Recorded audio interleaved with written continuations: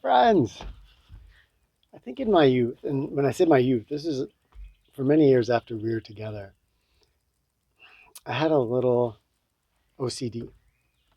And I don't mean that to make a joke or anything. I mean that because a lot of times for me, things had to be just weird. Let's say I was driving down the road and I squinted to the left because for some reason, then I'd have to squint to the right. And sometimes if I stepped someplace in a certain way, I'd have to step the other place. And I just would feel like something would happen bad if I didn't do this. That was kind of the feeling. Was it ever if I do this, then something good will happen, or was it always if I don't do it? Generally, if I don't do it, something bad's gonna happen. So is this like the butterfly effect, kind of? Yeah. A little, as in there's a course to the world, and if I don't perform this particular action, it will alter what that would be, and then. Yeah, if I think about the conceptualization behind it, it was sort of like that. It was an assumption that there's a fatedness to the world, and that is affected, as you say, by the butterfly effect, by all the little things that happen. Yeah. And, oddly comes kind of from that mechano-linear, almost scientific worldview before we started saying maybe there's some uncertainty in that system. When we're looking at the uncertainty principle, things like that. But in that linear fated thing, then yeah, I mean, if I put my hand here on your knee, it might be really important. Oh, and I just touch it with the other hand. Yeah. And sometimes you were aware of it, but then you would do it anyway. I've had that before in my life. Really? Yeah, not quite in the exact same fashion as you. For me, more, it would come down to choices. Oh, yeah. If I choose to, I don't know which to choose. And if I choose to do that, then something bad happened. But I really want to do this, and that would make me happier. So more kind of anxiety about a choice would be the right one or the wrong one. And if I made the wrong choice, the wrong thing would happen. Yes. And you've talked about, with your religious upbringing, feeling like things were going well in your life. Definitely. Just this feeling that God was waiting to test you. Exactly. And I still pull the rug out. Even though I've evolved through lots of different religious explorations and come to feel really good with Divine Mother, I still occasionally can feel that. Have that kind of ingrained sort of, well, wait, if really good things are happening, it's kind of the what is it in Greek? Niponemise? You're our good friend. Yeah, something like that. Yeah. Nemesis. Nemesis, essentially. Yes. Like, if good things are going to happen to you, then you have to pay for them somehow. Yes. With something negative to balance it out, which I guess we have that for every action. There's an equal and opposite reaction. There's a feeling of. It's built into our scientific worldview. It's built into our religious worldview. You notice with all these things, there's a hidden power of some kind behind the scenes that's just waiting to get you. Yeah. Saying if you don't get everything perfectly right, I'm going to get you. Yeah. And it's what the heck? It's kind of a little. It's either mean or it's arbitrary. Yeah. And either of those are kind of. Yeah. Almost the same thing. This is not the place to have the conversation, but I'm sort of curious as to why we think that is present, and is it present in the majority of cultures, or is it just our culture that we grew up in? Yeah. Very curious. Well, so you had an interesting experience that kind of shifted. Defining moment. Yeah. Defining moment. Yeah. This was after we had come into our experience of Divine Mother, but we were new to it. And so many aspects of it felt uncomfortable or fakey or scary to me. We were at a friend's house. We were sleeping over there. We were in our bedroom and had lip balm. Was it this very lip balm? This one. I saved it all these years. It was probably this. No, it wasn't even this brand. It's probably Burt's Bees. Yeah. I had this lip balm because, this is a while ago. And I was over on my side of the bed and I put it down on the left side of the lamp. And as I did that, I realized that if I don't put it on the right side of the lamp, some rift will open, a cosmic rift, Oh and man. something really bad will happen. Doom shall befall you. Yeah. Uh-huh. And I stood there sitting, Did looking you at read it. a lot of fantasy fiction when you were younger? Yes, I did. I sat there looking at it, and I think were you the one that kind of guided me through this? Or did it come out of me? No, you said Divine Mother gave you a message. I thought you dreamed about it. Yeah. Maybe it was a dream that night. Because I opted to not move it, which is really tough to do, because I doomed us, basically. Not just you, but me too. Oh, I mean, Oh, we're man. connected. If Yeah, something I bad know, happens to I me, know, it's I going to be know. you too. Be good wind.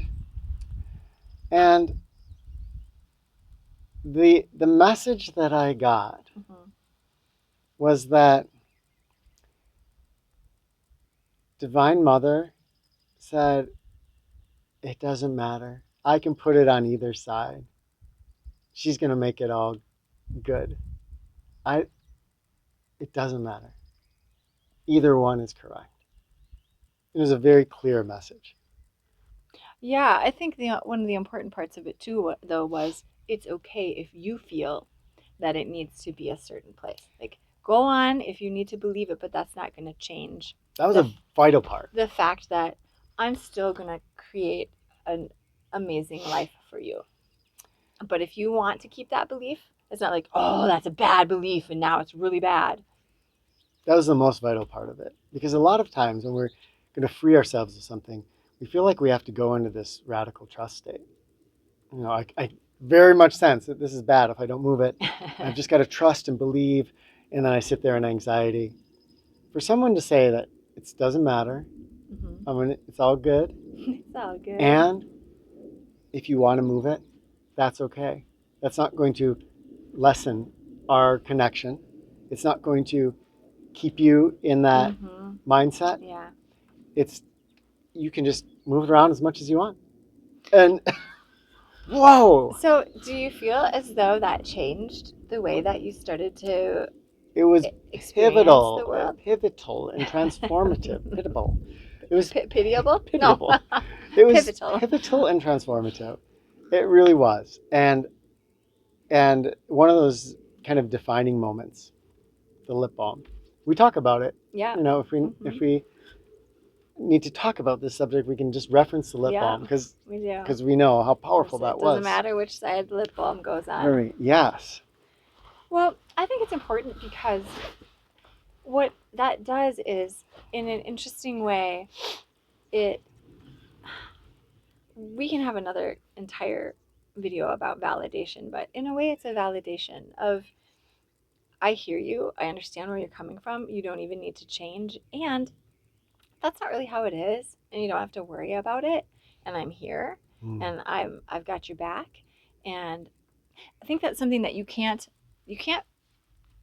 make yourself believe that divine nature or the source or whatever. You can't make yourself believe anything. You have to come to it in a natural unfolding, right?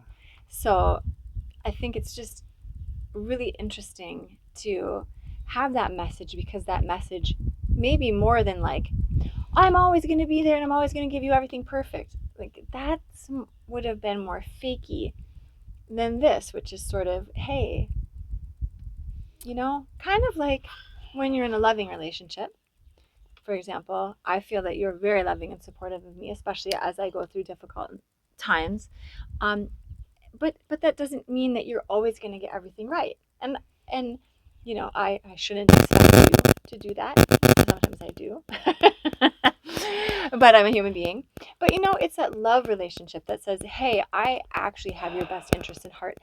And that doesn't mean I'm going to always get it right. It doesn't mean there isn't going to be a time when something happens and we need to grow together, or we need to cry together, but those sorts of things deepen our relationship. But I'm certainly not out to get you. I'm certainly not waiting for you to have the most wonderful day and then that evening be like, oh, well, you suck, or whatever. Yeah. And I think that's part of the magic of releasing and going, it's okay that I have this habit. It's okay that I think this thing. And if I am listening to Divine Mother and the messages that, if I can be still and hear them, that stuff isn't really the basis of where I need to be coming from. Yeah. Yeah. You brought it to love. And that's, I think the essential thing here. When you're in that loving relationship, there's not that hiddenness. So for some of us, we may be in a relationship and there may be that hiddenness. Sometimes people are out to kind of, it helps reinforce our ego sometimes when we unfortunately see others. Well, I think we all as human beings have had that moment of, I'm scared or whatever, and I'm going to take that and I'm going to relieve that feeling by blaming someone else or making someone else feel small, thinking that thereby we ourselves will not feel that way. But of course, that doesn't truly help. Just reinforces that feeling in the person doing it. Yeah. So this is, this is about collapsing into love. It is about where we get lodged, if we notice, in our ego or in our control sense. Because one of the biggest parts of this is a release of control. Yeah. I mean, to be just practical, all this other stuff aside, most of us, when we make a decision, we spend a lot of time making that decision because we feel it's essentially an extension of what I was talking about. It's the lip balm. Does it go on the left or the right of the lamp? Yes. Right? And we humans, of course, are very bad at predicting how these complex systems of life work. Yeah. And so we may make one decision and it ends up being completely different than what we thought. Yeah. When we're lodged in that control sense, we spend so much of our time and energy trying to control an uncontrollable world and universe. When we free ourselves of that and we're told it doesn't matter, it's okay, probably all of us are going to still weigh our decisions. Yeah. But if someone's telling us in the background and we start to really understand that or listen to that, whichever way you decide here, it's totally okay. Mm-hmm. It's all going to be good. Yeah. Or, it's going to unfold. You don't actually have the power that you think you have. Yeah. By sitting here and stewing on the decision. Trying to make something a certain way, I think is far less successful than going with the flow. It's almost as though we live life as if we believe that I get this life. And I'm not talking about whether or not there's reincarnation, etc. But it's almost as though we think I get this life and then I'll get another one and I can do them and compare side by side. But we really can't, We just get a choice and then we deal with things that come from that choice. And it can be very liberating to think, it's okay, It's okay if it isn't the right thing. It's okay if it is the right thing.